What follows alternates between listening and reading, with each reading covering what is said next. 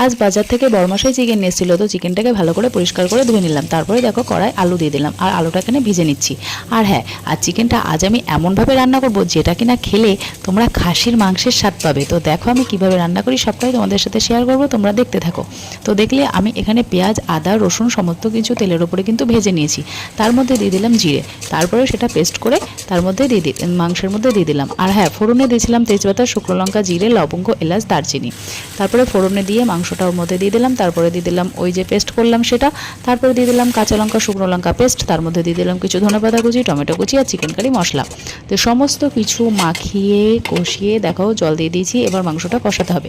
তো দেখো এই মাংসের কষা দেখে কার কার জিভে জল আসছে কমেন্ট করে জানিয়ে। তো আমার তো এখনই জিভে জল চলে আসছে দেখে। তো দেখো আমার কষানো রেডি হয়ে গেছে, তার মধ্যে দিয়ে দিলাম জল। এবার আধ ঘন্টার জন্য ভালো করে ফুটিয়ে নেবো। তো দেখো ঝোল ফুটে গেছে প্রায়, ঝোল ফুটতে ফুটতে ফুটতে ফুটতে প্রায় ঘন হয়ে